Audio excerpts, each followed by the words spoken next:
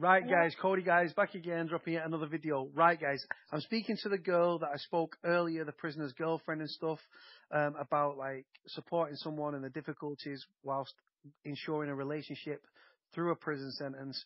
The girl in question is also taking drugs into prison for her boyfriend. Obviously, we're not going to name the prison for obvious reasons and stuff like that. But yeah, so how did it come to pass that you was asked to take drugs into prison for your boyfriend? He rang me and asked, "Oh, like, babe, I've got something lined up. Can you go pick it up for me? And can you bring it in?" And obviously, stupidly, I said, "Yeah, okay, cool, babe, that's fine. You know, I've got you, sort of thing, while you're in there. I've got your back out here, sort of thing. So you just What was the tell me, drug? What was the drug he asked you to take in? am I allowed to answer that?" Yeah, yeah, of course. It was heroin and crack. Right. And how much was the amount of the drug that you bought, like on the street? It came up to 250, £300, Right. and so it was quite a lot. But in jail, it went for like £4,000. Right. So, how did you feel like approach? Like, obviously, you've got it. Did you wrap it in cling film or did you put it in something else? Um, I wrapped it up in sellotape. I know it's going to sound mad. Yeah. Sellotape. Like the day before, I always used to pick up the few days before the visit. Yeah.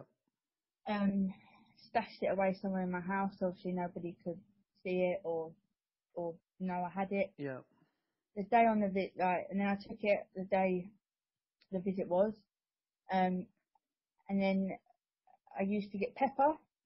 Yeah. um, and just before that, half an hour before I was going to the visit, I would cover it in pepper. And Where would you secrete it? Where would you hide it? Because I'd obviously put, it's well known that, like, obviously drugs get into prison many different ways. Corrupt prison officers, you've got drones, you've got people putting the parcels inside themselves when they're sent down. People put them in bras. People put them inside themselves. Where did you put it? I put them inside my knickers. Right. So not just literally like in the top of your waistband there. No. So literally deep down inside. So in the crotch area, right in the crotch area. Yeah. Right, cool. So when you're walking up to the prison and stuff, right, was you, like, a lot of people, you're carrying a large amount of Class A drugs, right? Obviously, everyone knows that drugs are illegal, but that's neither here nor there. And you're walking into a prison. And for those that don't know, obviously, prisons are categorized. You've got 4 categories of prisons. You've got Cat A, which is maximum security, Cat B, which is like a medium security, Cat C, which is lesser security, and then you've got Cat D, which is an open prison. You was obviously going to a Category B prison. So was you not worried about the security and stuff, sniffer dogs, you're going to be searched and stuff like that? How did you know? You must have been a bit nervous, surely, as you went to the prison, as you got nearer. No, I wasn't, funny enough. I thought that I would be. But I think because I just put it there and then I sort of like forgot about it. Does that make does Yeah, that yeah, make I know what you're saying. Yeah, of course. But at this prison, Down in the south of England, yeah. yeah, there was no like sniffer dog, there was no security, there was no So what was the like process? For those that don't know, let's paint a picture. So you get to the prison and stuff like that. You probably put everything in your locker, and then yeah, you walked up to the you prison. What goes on for those that don't know, that might be listening to this? what happens is once you get to the prison, obviously you go to the reception desk bit, Yeah, um, and they ask you for your passport, obviously, and then you sign a bit of paper, and then you say who you're seeing and stuff, yeah, and then you go to like the locker bit, um, take out what you need, like the money, or I don't know, your inhaler or whatever you need. Obviously, you can't take your phone and stuff. yeah. And then you sit down, and then they come out and they don't call your name, they call out the person you're seeing. And then what happens is you go through like a metal detector, but at this prison, the metal detector didn't work. Nothing in this prison worked. How did you know that it didn't work? because nothing went off. There was no like bleeps. There was no. The only thing that you got done was you just got patted down. Like you stood And with obviously, it's well known that obviously you're normally patted down by an officer of the same sex. And like I say, they've got to be careful because obviously women have got like boobs and like obviously you've got your private parts and stuff, and the same with guys as well. So they're very limited in what they can pat down and stuff. So then, as you was being patted down, was there not a little bit of you that was nervous or nothing at all when they was patting you down? Nothing at all, no nerves, no no, nothing. because what I did was when they were patting me down, I didn't just like stand there. Like I was talking to them, the person. Like At this making small prison, talk and stuff. yeah, yeah. At this prison, if you was a girl, you'd get a guy, and if you was a guy, you'd get a girl. Mm. That's how this prison works. So it's literally this. Everyone thinks, for those that don't know that are on the right side of the tracks, they're going to think that obviously there's going to be security, sniffer dogs, like X-ray machines, and all that sort of stuff. And you're saying that nothing. You just walked through and you just got I quick walked, patted yeah. down, and then you walk straight in. So once you've gone into the visiting room and stuff like that, and you've gone and you've got him some food and some drink, or whatever, and you've sat down and stuff. How you've got this on you? There's cameras everywhere. There's screws everywhere. How do you go from getting it from inside your crotch to actually handing it over? How did you do it? When you leave the search, after you get searched, you get put in a different room for like 10, 15 Yeah, minutes while they try and call them up. Once they're all seated and sorted and settled, then you walk past or you walk through like a ground. It's like a play area sort of thing. yeah. Um, Like where prisoners' children will play and stuff like that. Like a yeah, little creche sort of thing. I got it out there Yeah, because I knew how this prison worked. yeah, I knew how that system worked. yeah. Um, and people are probably going to think, oh, she's mad. She shouldn't have done it. She's obviously my freedom on the line. Obviously it is. But I'm not saying people should go and do that. Don't do it because it's wrong. Yeah, Um, but yeah, once I got to the actual visit room, yeah. obviously I tell you who I'm seeing. And I just walked up to him, give him a cuddle and a kiss or whatever you do. And it could work both ways. Because obviously the guards get to know you and get to know who you're seeing, obviously, and stuff like that. There could be sometimes I could give him a cuddle and I could just put it in his hoodie pocket. And then he would say to me, right, okay, babe, well, you go and get a drink or you go and get something to eat. So while I walk up there, he would take it out of his pocket and put it up his bum. Yeah. Or there could be times I could You just sound sit like there. you're further away from the phone again. Oh, sorry. It's all right. Go on. Yeah. So and then there could be other times when I could just be sitting there and I'll just give it to him. I'll take it out of my bra and just give it to him, and then he'll. It sounds like you can do it quite openly without real chance of you getting caught. You sound like you don't have to be very discreet. You can be quite, it's that simple. You sort of go in, hug him, bam, slide it into his hoodie, put it into his tracky bottoms and stuff like that. How many times have you done it? Just out of curiosity. I think nearly on every visit. The first visit, I didn't, obviously, because don't get me wrong, I didn't want to do it. Like I said, it's my, if I got caught, it's my freedom, obviously. Yeah. But the first time, you have to sort of know how that prison works. You sound really far away. I don't know why, Yeah, that sorry. sounds close. That sounds dead close. Yeah, so go on. So why did you do it? Because people are going to ask, why did you do that for your boyfriend? Why did you do it? Because I'm mad. Did you do it because you love him? Because obviously, was you being paid to do this? Some of the deals I was being paid, other times I wasn't. So you're shifting 9 times out of 10. Obviously, there's a lot of range of drugs that go into prison, from spice to cannabis up to obviously Class A's and stuff. Was it always Class A's that you were taking in? Yeah, always. And you're talking large amounts? Yeah. Like I say, so you did it because you love him. Was you doing it because you loved him and you was getting paid, and then you know the fact that he was going to make a lot of money inside prison?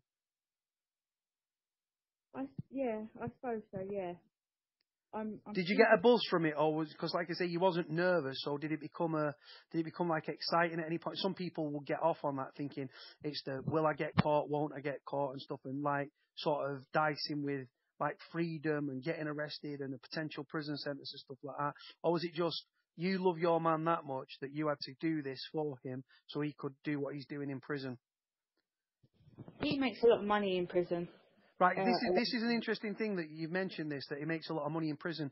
Now, a lot of people in prison, they are supported by their family, i.e. their family and their girlfriends are sending them money. Is that the case with you? No, he sends me money. How much you talking? About £1,000 a week. He'll send me. He'll send me about £1,000 a week. Because that's how much money he will make in prison.